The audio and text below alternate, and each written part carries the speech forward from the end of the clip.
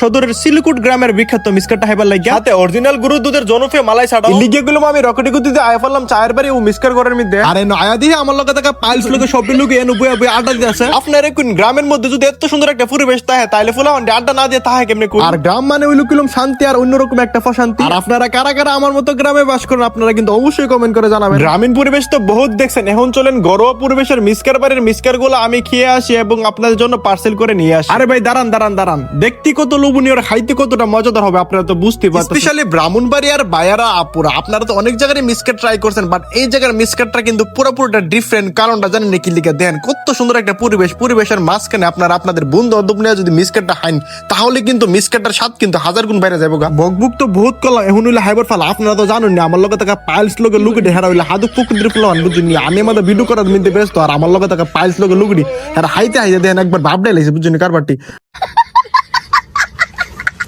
আর একটা কথা কি তা পৃথিবীর মধ্যে যদি কোনো হাইবার লাগে কোনো কম্পিটিশন হইতো তাইলে আমরা টিমের দুইটা লোক এক নম্বর থাকলে বুঝছেন নি ক্লিয়ার কথা কইতা যে হাউন্ড হাইছে ভাই কি তাক মেরা বল 2 দিন পরে ভাত আর ভালো লাগছে আর মাথা সন্ধ্যা হইতে না হইতে কিন্তু চায়ের বাড়ি ও মিসকার ঘরটা কিন্তু আলো সজ্জে আলোকিত হয়ে গেছে গা আর সন্ধ্যা হইলে আমরা প্রতিদিনের একটা রুটিন আছে আমরা এক কাপ চা হাইতে হইব বাধ্যতামূলক আর সারা যদি অরিজিনাল গুরুর মালাই চা তাইলে তো কোনো কথাই নাই ভাই একটা কথা কিতা ভাই মজা কিন্তু চায় না মজা হচ্ছে সব বন্ধুরা মিলে চা খাওয়াটা লিখে গুলো আমরা প্রতিনিয়ত আমরা বন্ধু বান্ধব কোনো হাই বা না হাই কিন্তু সারা বই একসাথে সবাই হাই আর আপনার আইলে গুলো গুরুর অরিজিনাল মালাই দুধের চা